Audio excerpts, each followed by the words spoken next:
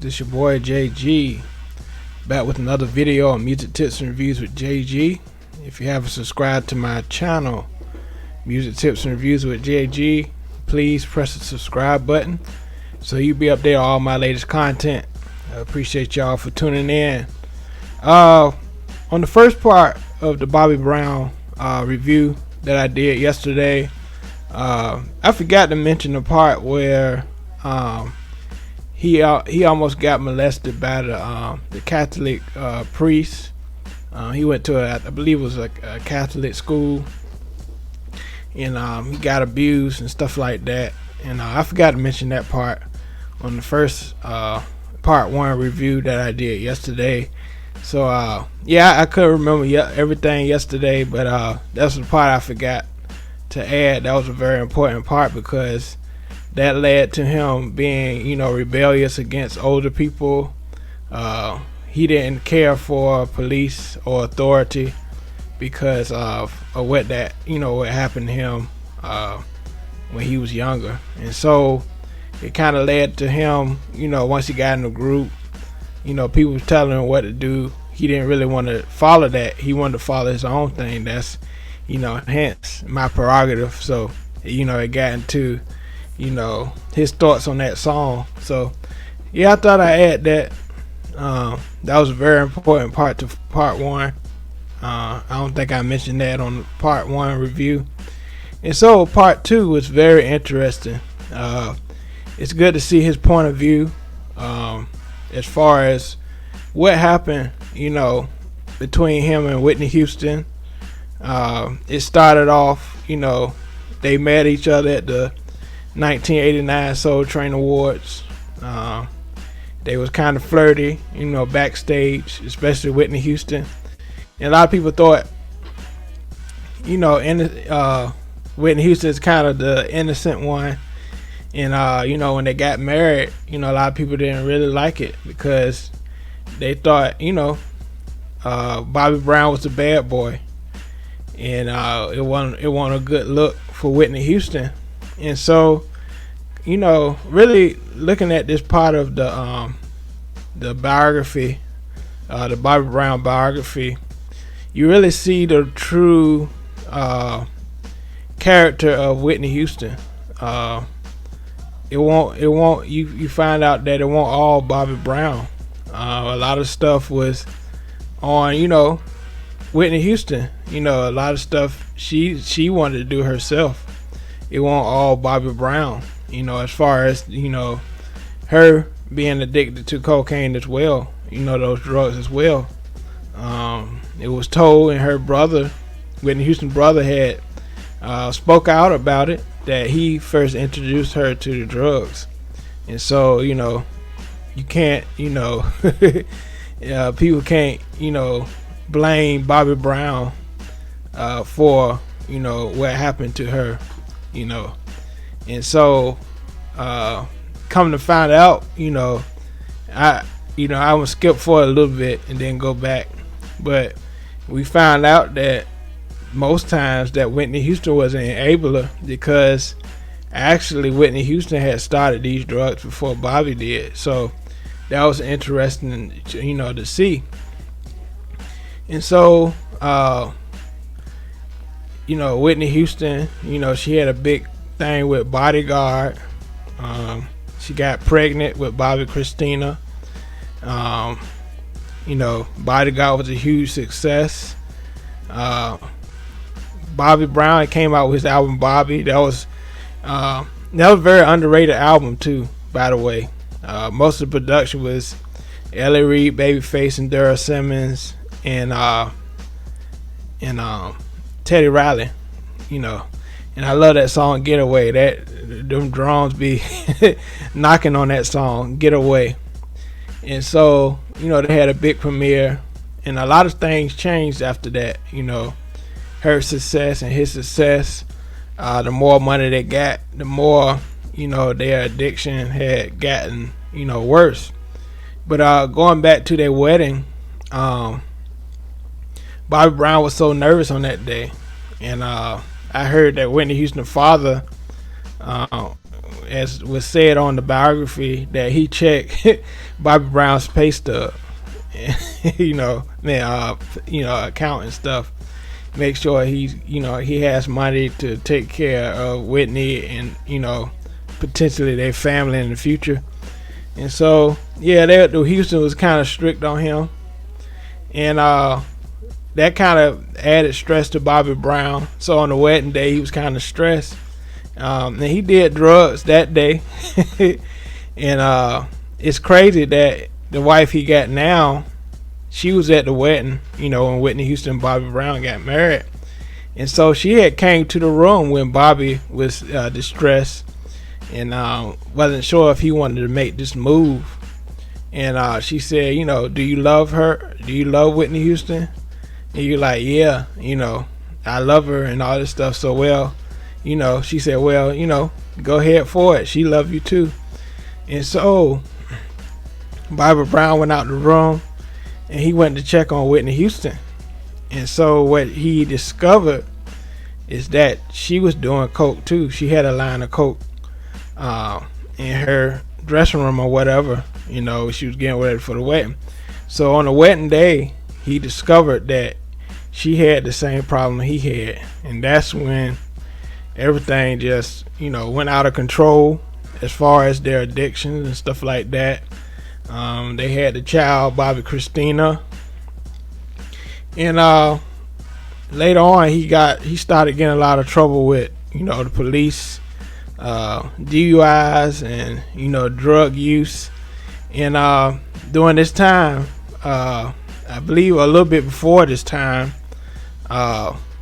Whitney had a friend, Robin Crawford, and they suspected that Whitney and Robin had a little affair, or had a relationship between each other. And Bobby addressed to that. He didn't really. He liked Robin.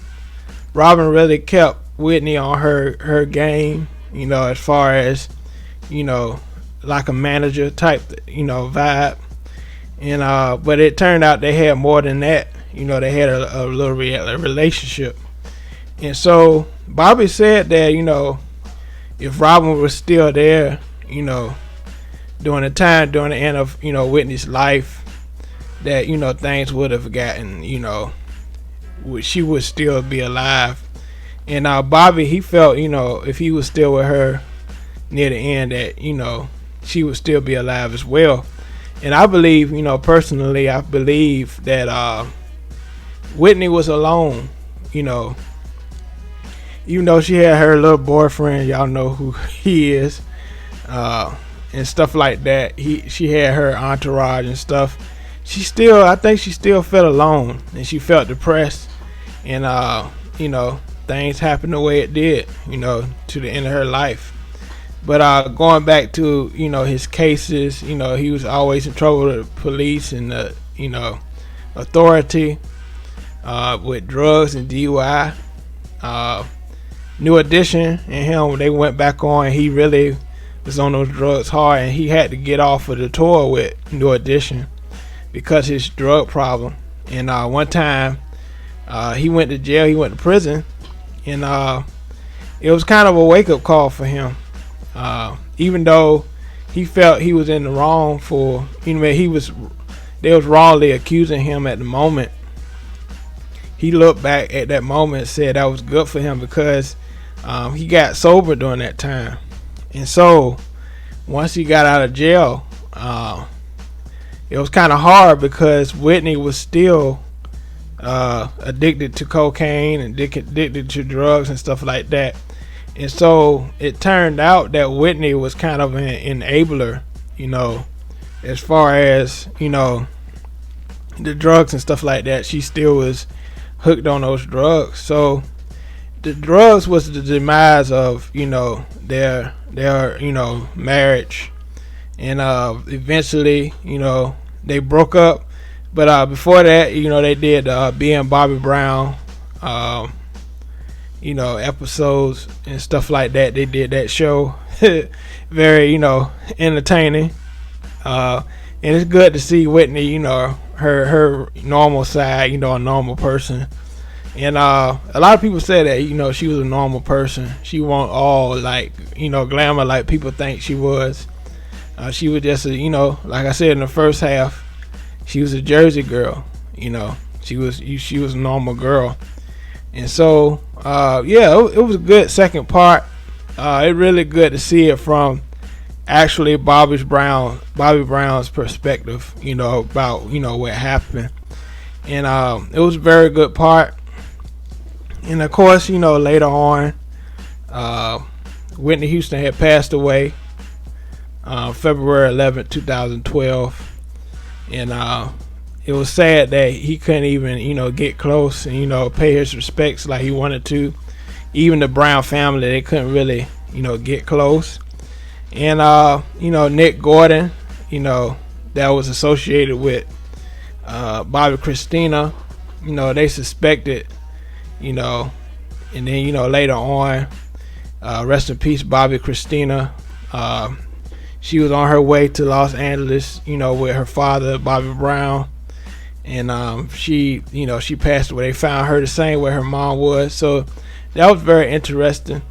That was very strange. And then, Bobby Christina, she passed away. And then the boyfriend passed away a few years later, Nick Gordon. But they always suspected that he had something to do with Whitney and Bobby Christina's death. He might have had, been associated with how they got drugs and stuff like that, to really get by and cope. And so, and they think it's domestic abuse that had to do with Bobby Christina's death.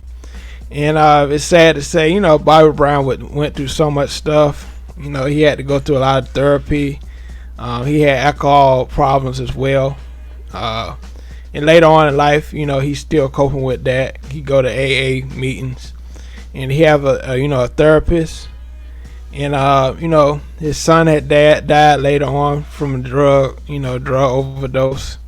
Found him, in his house or room, and he died the same way, drug overdose. So Bobby Brown had went through a lot. But what I got from this biography is that throughout this stuff, it was for a purpose. He ended up being the person he is. He is now. He had more children later on. And I think he's grown as a person. And you really, watch this biography, you really notice the influence that he had on later on entertainers like Usher, and there's so many artists that came after him. As far as the way they perform, nobody really entertained like him before he came out. Having girls come on stage, he do these sexual acts, with them on stage. And you can kind of compare that to Usher. He did that a little bit later on. He had girls come up stage on the bed and stuff like that. And Janet Jackson, she started doing that as well. And so I never noticed that until I watched this. He really influenced a lot of people more than we are aware of. And I wish his career lasted longer, as far as being on top of the game. But the drugs really got to him. But he still want to get back. He still tours with New Edition, Johnny Gill, and all those, Ralph. And it's good to see that he's healthy now. I think he's trying to get back in shape now. As far as his weight is concerned, because when you get off of alcohol and drugs and stuff like that, you kind of gain weight. I've seen that happen to people. They gain weight after they get off the drugs and stuff like that. And so they're trying to cope with the alcohol and stuff like that. But it's just sad to see Whitney Houston, the way her life ended. Such an angel, such a beautiful woman. and I hate to see that her life ended off, like that. And it was pretty interesting. It just showed you that it was two sides to the story. It won't just Bobby. People blame Bobby for what happened to Whitney Houston, but that's totally not the case. It had to do with both of them. So it was pretty good biography. I hope you check it out if you haven't checked it out. It was very very good. And so this has been my review of part 2. I might have missed some things. It was so good, so many intricate information going on.